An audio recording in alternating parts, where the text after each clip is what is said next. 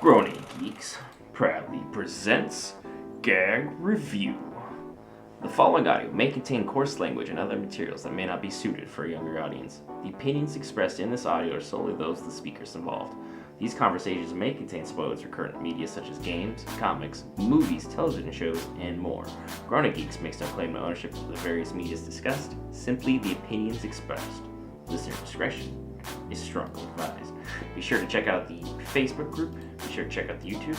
Be sure to hit up all these wonderful links for our link tree to listen to our audio-only podcast, where we've gone over 8,000 listens, and we thank you for that. We're to keep on pushing for more. Today's gag review: Demon Slayer Mugen Train. A 98% on the tomato meter and a 99% on the audience score. So far, best-selling movie to date this year. Is an anime. Who would have figured? Anyway, for today's panel, I am Lord Inosuke Brent as your host. Up top, we have the esoteric art, Rengoku, Will Parker. How you doing? And down below me, we have Sam Morgan. We just finished watching Mugen Train, literally not, but maybe even 5 minutes ago. So we are locked and loaded, ready to go. Let's just give initial thoughts, feelings. Let's start with you, Sam. It's freshest in your mind. Wow. I'm sorry. I apologize, Will. Next time you say watch it, I won't waste time. I won't delay. I won't drag ass, and we'll get right to it. Right. That was fantastic. That was fantastic. There's not much else you can really say about that movie. Will, what do you want All to right, say folks. about Y'all that? have a good night. Like I was saying, God damn it, movie was good. So definitely freaking, they kept with the stuff, pulling at you, letting you, making you feel it and stuff like that. The amount of strength it takes to do some of the things that the characters did in the movie and stuff like that, and then you watching it, feeling all of it, freaking really like, yo, it's a lot. Unless a man would have cried. Somebody was cutting some onions. Damn. Man. That was for me, like, I was absolutely blown away. I slept on Goku's character. It's the only time you'll ever hear me say a character named Goku was actually smart and amazing and talented, all in the same sentence. So, I mean, that guy has had it all. My boy Inosuke showed out. He had a solid respect thread added with that film, so I am very happy with how things panned out in that regard. As far as major highlight moments, what stuck out to you guys? It can start with either one of you. Major highlight moments. I would definitely say Will called it, and I knew exactly the scene, the moment when my man went flame on. It was just like and it was funny because he was standing there in the battle, and it just looked like he's not really gaining ground the way he wants to gain ground for this fight. He tries to get in close. That doesn't seem to be working. And he just sits there, and the demon's sitting at the upper three, just sitting there talking. He's just talking trash, you know what I'm saying? And it was just like something just clicked inside of him, and he just burst into flames, went full out. Just that scene. I think I actually audibly got excited as I was sitting here watching it. It's like, oh, yo! I was digging that. Yeah, because for me, they did what they needed to do. They handled their business with lower one early on, and I was like, all right, drag my mouse over the bar. I'm like, there's still half hour left. What the hell are they going to do for this half hour? And then you hear the giant thud in the background. And you're just like, oh no, this is game on. What did they bring out?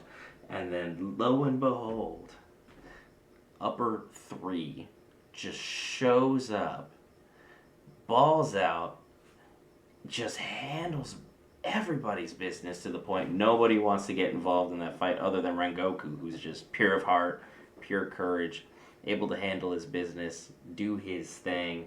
I mean, upper three kind of look like Yuji Itadori from, you know, Jujutsu Kaisen. So I mean, like there was a little bit of similarities there, like when he's got like full on Sukuna kind of thing going on, but like Right. that character still was absolutely badass, and it shows the strength of Rengoku's character that he never once even considered, you know, becoming a demon. Because most people in that situation would have been like, hell yeah, power, immortality. I get to do whatever the hell I want, other than, you know, hang out during daytime. Let's go. Certainly would have thought about it. I mean, immortality. You just say that, most people are just like, I'll at least think about it. But that whole fight scene was just nuts. Because I messaged Will while it was going on. I'm like, dude, this shit is bananas. Like, why have you just let me sit on this? And it was crazy. So, you're right. You're right. So now it's your turn to find something else other than the Rengoku Azuna fight. Look, all right, throughout the entire movie, it's like that. Again, showing strength of character, so like that. When it got down to it, freaking, you got to see inside everybody's soul, see what was going on and stuff like that. See what's going on, freaking, you know, in them, so like that. The fact that Tanjiro had to give up his dream, give up being with family, and then essentially kill himself. The strength it takes for you to kill yourself, and then do this repeatedly, to the point to where Inosuke had to stop him because he was so caught up in the moment, like, this is what I have to do, was epic as hell in itself. I thought that. All right? That's my Inosuke, boy. he showed the fuck out. Like, freaking, he did his thing. He was on it. Freaking, he sniffed him out. Freaking, he found him. He kept freaking Tanjiro freaking up. Freaking, he played freaking support to the fullest. That's like that. Zenitsu and so like that, yo, he was back there clearing that fucking train. When he heard his girl in trouble, he was like, Right. yo. As soon as she got caught up, the man just came out of nowhere with the six-fold. Boom, boom, boom, boom, boom, boom, boom. And came from the back of the train like a lightning bolt, just up so fast. And like, you hear thunder? Like, yeah. Right, he was like, with the thunder. Because Tanjiro, a whole bunch of cars forward were just like, oh, okay, I guess something just happened. It's like, hopefully that was Zenitsu. That's just, man. I mean, going all the way through and stuff like that, like, it took, you know, pure strength for all those characters to do what they were doing and stuff like that. Even with Nezuko, again, she was doing her thing, stuff like that, and she had to wake everybody up. Like, yo, she was on it and stuff like that. She got the trigger going so that to snap everybody out of it. And they did show a little bit more detail as far as, like, she clearly has a little bit more control over the fire. Like, that flame ability, she can manipulate it and do it. It's not something that's just like reflex now. Shows, because she was actually burning all the ropes. You know, Tanjiro was saying, like, you know, I just feel like I shouldn't cut these ropes with my sword. And so he told Nezuko, and she just walked over and put her hands up, and boom, they burst a flame. So and then she was well behaved even when she was bleeding. She wasn't phased in the slightest. She wasn't like had that moment like where demons like see blood. Next thing you know, it's just game time. They give you the look, and next thing you know, they're off doing their thing. That wasn't disturbed in the slightest. I don't know if it being her blood had any effect to do on that, but at the same time, just completely unfazed. It was still hilarious, though, to see that in Inosuke's dream, just like, I am your lord. I am in charge of Minion 1, Minion 2, Minion 3. Yeah. He didn't even have any of their correct names. He was just like, these are my people. I will lead them in a battle. I'm the conquering hero. Nobody else matters. No, Zenitsu and his horror movie. Yeah, that was a little. My man had the big yard shears. It was like the only person that's allowed to be here. Why are you here?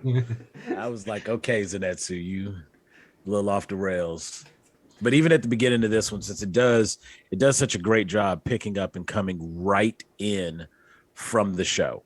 Um, like literally, you finish the last episode, you go right into the movie, and it's such a smooth transition. It's almost like watching an extended episode, but it's got all the extra added benefits you would get from a cinematic feature. So it was just so smooth. Yeah, season but two they is supposed did to pick have up, to like right where this ended too. Is the crazy thing? Exactly. It's like, seamless. So Yeah, and they were able to do it without a flashback. They didn't have to recap anything. They jumped right into it. Like I said, I saw this 3 times in the theaters. I said freaking 3 times. Like this movie was so good with the setup and stuff like that, and like no hesitations. Like we know what's been going on. We know you're invested if you watched up to this point, so like that. We don't need to go back and last time on Dragon Ball. Like no, we ain't gotta do none of that stuff. You know what it is. Let's get it. And they was right in there doing what they need to do. So. Yeah, because they were banking on the fact that you had followed the anime all the way up to the end of the season. It's like, well, if you watch that, we're gonna pick up right from there. And there's not gonna be any filler. There's not gonna be any of this random crap. I mean, we'll have a few laughs in the beginning, but as soon as you figure out what's going on in the Mugen Train, 0 to 100, all the way to the end, and then you think once the train just crashes and dies, that, oh no, things are gonna get calm. And then it's just even more balls to the wall. And man, the amount of me and Will were talking a little bit earlier. We're like, the amount of strength it takes to keep pushing a sword that has lost all its momentum while it's stuck in somebody's neck and still start slicing through while you have a whole hand stuck in your gut and you're holding another person's hand. You were literally going against your body to try and slice through somebody's neck. It's just, God, that was impressive as hell. I was watching that scene and I couldn't help but to wonder just slightly, would he have been able to, like, would the demon have broken his arms regardless to get away? Or was that just like when Sasuke jumps up and he's about to go like form one what is it? Wolf beast form one or whatever. He's coming in with the piercing stab. At that time, that's when you see he looks up, recognizes that, does some kind of motion, it blows him back a little bit, and then he just like breaks his arm and tries to take off. I think it was all panic and stuff like that at that point. The fact that freaking he was trying to get away and like his core was holding his freaking arm. He's like, I'm not letting you go. He tightened his core around his arm and stuff like that and was still holding everything. No, like he was like, the sun's coming up. This dude's jumping at me. I can't get out. Straight panic mode. He did what he had to do to freak run away. And then once he thought was clear and stuff like that and running, he's like, yeah, whatever, like I'm good. And then we still got a little bit more of that fire freaking, and again, he lost another sword. I was about to say that's another sword now. Yeah, so yeah. But yeah, like because Rengoku's sword is lost in there. Yeah. Tanjiro's sword's lost in that. That sword's gonna get taken back to Muzan, and that's what's gonna happen. Like something's on. He's gonna be like, "Yo, all right, I got the sword. I got his scent now, or some shit. I don't know, whatever. Figure it out." Yeah, I could see something along those lines, but I'm more concerned with when he has to return back to Hotaru.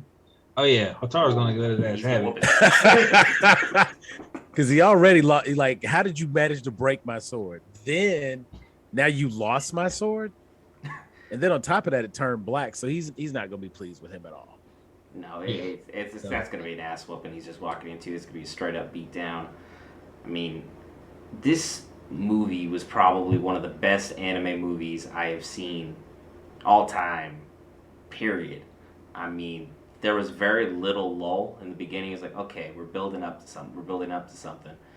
And once you started going up, there was just no let up all the way through, even though at the very, very end, they just slammed you right in your feelings. Like, yeah. Like, if you weren't, like, feeling something for Rengoku there, you ain't feeling it. I told you, that was my scene. Mama. That was my scene. Freaking, I was like, that's the scene that I was talking about last episode recorded. That shit freaking meant so much to the character development, the arc, the emotions. Like as a we literally and to give us a character like Rengoku, and you're able to give us a pretty good circle of his character arc and stuff like that. You get some of his background. You see what's going on with his father. You see what's going on with his mother. So that you know him as the Flame Hashira and where he's gotten to and stuff like that. Yeah. Like they did it so well, explained it so well, and gave him a full arc. Like it's fantastic. It's to the point where like I'm ready to go get a tattoo, freaking with some Flame Hashira shit going on. Like seriously. I mean, you already He's have worthy. Vegeta, so I mean, He's worthy he's of it. worthy. Yeah. There are very few anime characters that you just meet one time and you're like, that's my dude. Like that, you just instinctively know. Because, like, even early on, like, even when I, off a little topic a little bit here, even when I first saw Vegeta, even I was like, that's my dude. It wasn't until, like, I'd gotten to know the character, but, like, that's my guy. Rengoku, they literally gave you an hour and a half of him, maybe.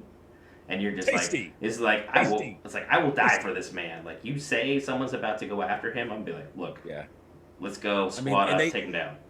They brought him in so corny too, and that was the thing. They like really wanted to kind of throw you left. They made sure you were in left field with this guy at first. Like what? Huh? But This dude corny. yeah, he's Then he corny was talking funny and stuff. till somebody But the tried first to stab time, him. nah.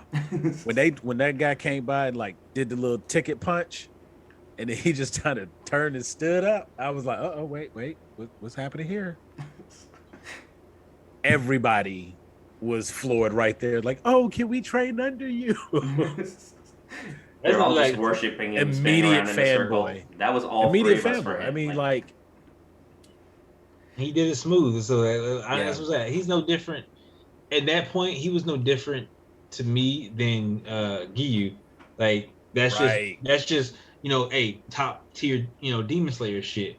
But the moment Right. when like they went in to freaking stab his freaking core, and he woke up and was like, and he wasn't even awake. He was still asleep. He was just like, yo, no. The fact that he has that much self-awareness and stuff like that, and then freaking he's teleporting through the train cars. Like, no, his motherfucker is teleporting through the train cars, whooping ass all the way down. Say, yeah, I did enough damage where it's probably gonna take him a minute. So let's talk. And you go do this, you go do this, and I'm gonna go back and burn some more stuff on the way through. You just kind of like, what just happened? It's like imagine the Flash, but he's on fire. That was Rengoku. Yeah. Just everyone's like, what the hell was that? Did Rengoku just tell me to do a thing? Like, I'm mad at it, but I'm gonna go do it anyway. Which was another one of Inosuke's most hilarious lines. He's like, he told me to do something, and well, I'm gonna do it, but I'm pissed off about it. bug eyes. It was nuts. Rengoku, just the amount of respect we're putting on this man right now. We have all literally just become one with the fanboy. And but I do want to point out though that I really like the additional, like Will was saying last time we talked, being able to actually see the characters develop and grow. Like, and Tanjiro kind of mentions it at one point. He talks about how every time he feels like he breaks through one wall, another bigger, thicker wall pops up. But we're watching him go through these walls. And to see him actually grow, it's not just an off-screen montage training where he's going to come back and just be good. Like, we're watching him develop. And similar to the way they do in My Hero, whenever we watch Deku fight, you know what I'm saying? Like, they give his inner monologue and you get to hear what he's thinking and see his process and as he works it out mid-fight. You can see him thinking himself through the problem and coming up with the solution and then acting on that solution. And, those times when he tries something and it doesn't work, he's like, okay, can't do that. Because he even said to himself, like, the next time I wake up, I can't look at the odds again. Damn it, did it again. And so it's like he knows what to do. It's just a matter of actually doing it, and having that little bit of space between that gives the opportunity to actually see that character grow And to think he's got like this little battle experience on top of that, because like this is what his 4th or 5th fight we've seen on screen. Yeah, He's taking on lower 1. It's not like he's taking on your average demon scrub. Yeah, he's jumping right in both feet, and just see, it's like clearly Muzan has, he's put a hit on him. He's telling him like, hey, that kid with the fan earrings, I want him gone. So they know to go in for that one. And as a result, he finds himself going up against people he may not normally have had to go up against. Because, like, if you know the main villain meets you one time and is like, kill this man, I don't want to see him, I don't want to meet him, done. Kill this man, and then he's like, all right, I got the Mugen Train plot going. In case that screws up, Akuza, you're going to show up, make sure there's no survivors, handle business. Just go do your thing. It's like, there's no way Akuza was just hanging out in the area waiting for the Mugen Train thing to happen. That was a cold and calculated plan on Muzan's part to just ensure that his hit went flawlessly. And Rengoku did everything he could to ensure the hit did not come to fruition. And as you were talking about Tanjiro's growth, literally, at the start of the Rengoku Akuza fight, he couldn't move. He couldn't talk. He couldn't think. He was just, come on, body, move. I'm too weak. I'm too tired. I can't do this. And then by like near the end of that fight, he's like, all right, battle plan, Inosuke, you and me, we're going to just go in. We're going to go try and assist him. And then he's just screaming at Akuza as he's fleeing. Makes a sword catch fire and just throws it like Patrick Mahomes like dart straight into Akuza's back through the woods, which I don't know how it's possible, but I mean, straight up does it, throws it right through his shoulder, and Akuza just kind of like, well, that wasn't there a minute ago. Kind of eats it out of there. So there was such good storytelling from this creator, and the animation was just, some of that stuff you were just top notch. Like even when they were inside Tanjiro's dream, you're just like, this is really fucking pretty. That could be a wallpaper. That was such beautiful imagery. I mean, the whole show looks good. And I think the first time like right when I first started watching it, Dave was like, oh, buckle up, you're gonna enjoy it. And I was like, does it all look this good? Because the art style that they use for this, the color contrast, I mean, some of the patterns throw me off a little bit, but it's only because it's such strong contrast and it just looks fantastic. I mean, even the way Akaza looks, you know what I'm saying? Like those patterns, those blue swirls, the fingertips, just the character designs, just everything looks so good. Will, you got something you want to add up there? Because me and Sam are both fanboys about this movie so hard. I'm loving listening to this because this is self-gratification for me because yes, you were right. You were right. This is really good. We're correct. And I apologize that it took as long as it did. Thank you for insisting. Thank you for making it possible. I enjoyed it immensely. And if you haven't seen Demon Slayer, it's got a 99% audience score for a reason, and we can validate that. Like, it was a little slow at the beginning. That's my only gripe. It took 10 minutes to get in, and it was like a 2-hour movie. So, like, if you have an hour and 50 minutes of great content, it was 10 minutes to get in. It was the, you know what? That was that 0.5 I was talking about earlier.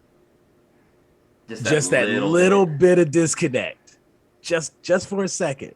But then it's like it goes away so quick that it's not really a real complaint. It's just something you get through enough episodes, you get used to it and you expect it, so it doesn't bother you. It's not like it's a problem per se, But like after when everybody was celebrating the Flame Hashira and they were all like wanting to train under him, like they're sitting there floating around, and I mean that's just one of those little anime things, so it's to be expected.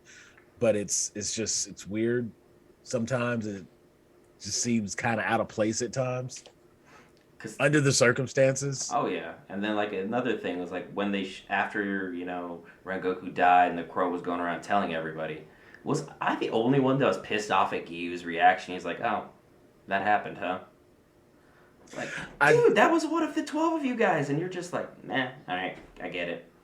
whatever. Well, Giyu's calm again. He's calm like water. What did he use to that? Like he's used to keeping himself in check, and we saw that from the very beginning when everything that happened with Tanjiro and Nezuko. So that he remains calm and kind of understands what needs to happen. Like I think he's one of those really big picture thinkers, and it's kind of like he knows his fate, freaking as a demon slayer, is probably to die at the hands of a demon one day, and stuff like that.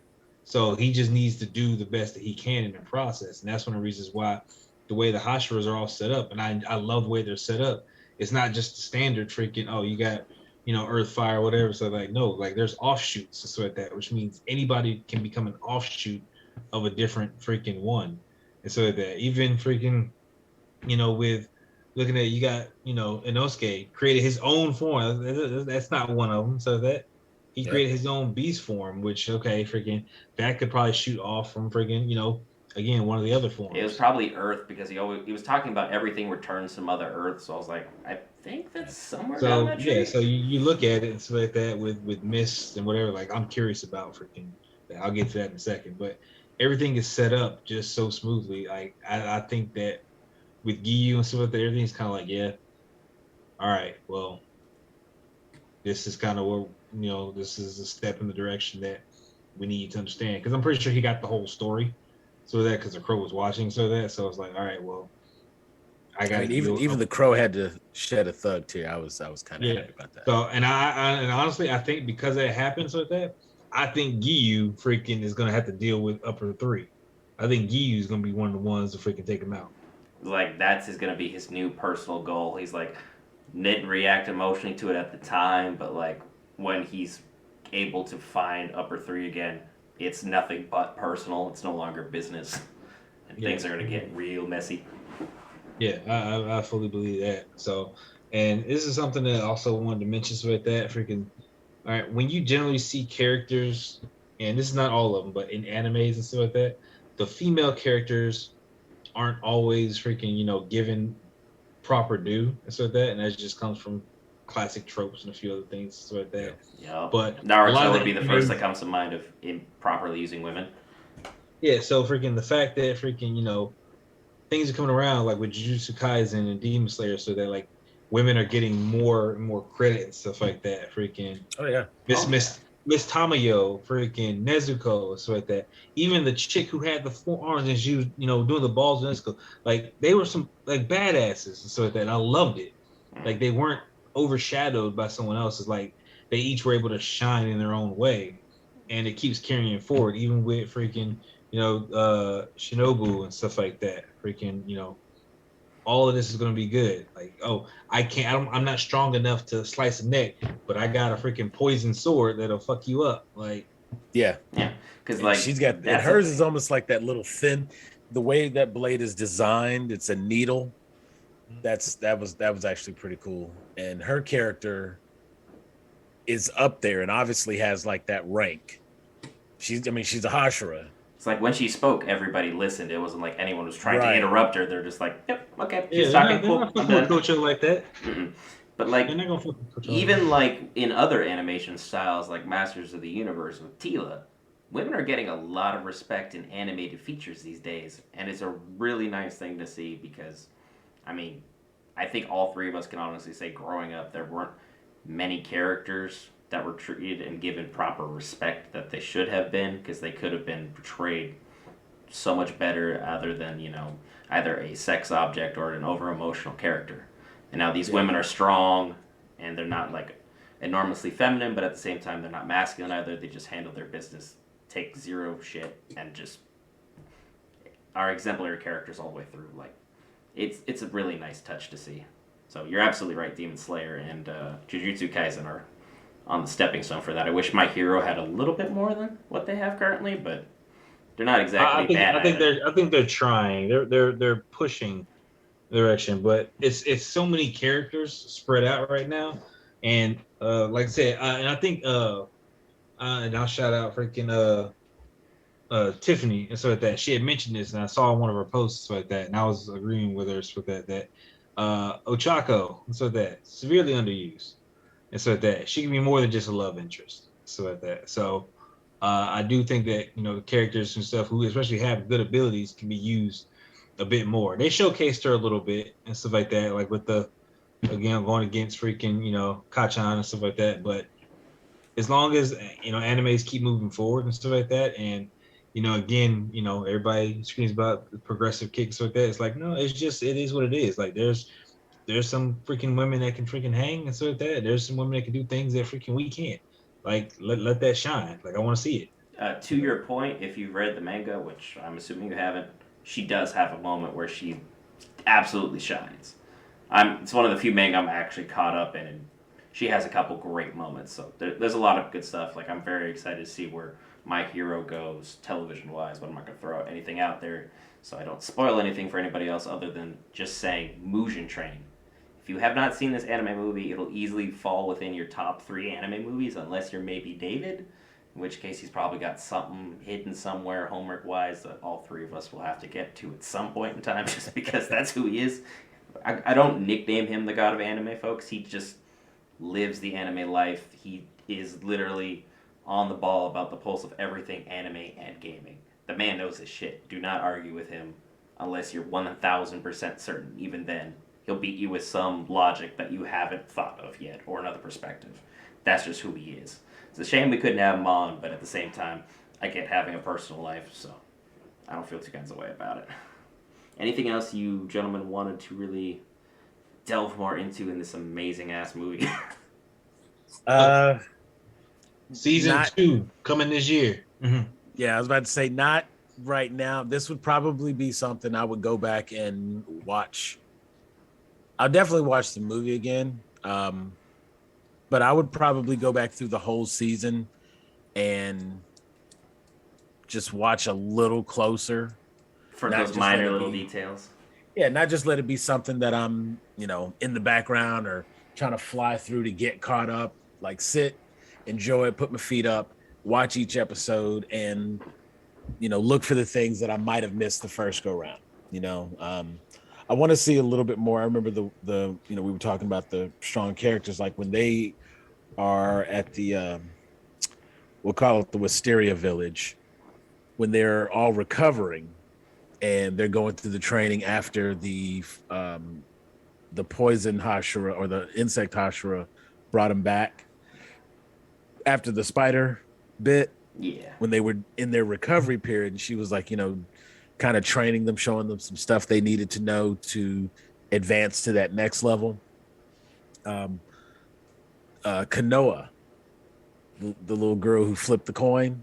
Kanoa, yeah. That's a character that she intrigues me, and I want to know more about her, and I want to, see what happens. Because if she was one of the ones at the beginning when they were first going through the final selection, like how did she get up there so quickly to have such an elite Hashira to be like, yep, I'm gonna mentor you. Right. And so, I want to try to catch a little bit more, see if there's something I might have missed in the episodes that would just give me a little bit more about her. But I feel like because she was the one when they were doing the tag game, or like basically it looked like they were basically playing slaps, and because it was a little cup thing where you got to like grab a cup or stop someone from grabbing a cup, and like she was just acing everything, and like they couldn't tag her and all that type of stuff, and so it was something pretty cool right there.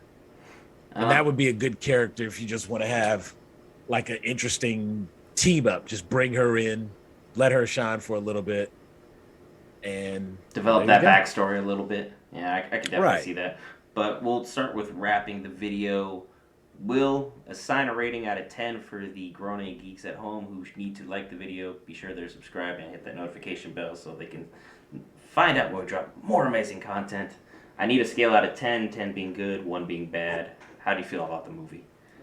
11. Sam, same agreement? Yeah. Crank it all the way to 11. Yeah, this thing was at minimum a 10. Like, it was slow for like 5-10 minutes, folks. So make your snacks then, because after that, your butt is not leaving the chair. If you got to go to the bathroom, hold it. This movie was phenomenal. And even if people are trying to interrupt you and you got to cook dinner and stuff like that, you will do what you have to do to get back to it. It will not stay paused very long. That's what Will Parker would always say and believe. But for all the grown geeks, I've been your host, Lord Inosuke Brent. I got Godspeed Salmon below me, Esoteric Art Rengoku, Will at the top. Thank you for your time, grown geeks. Be sure to hit those QR codes one more time on the way out. Bye.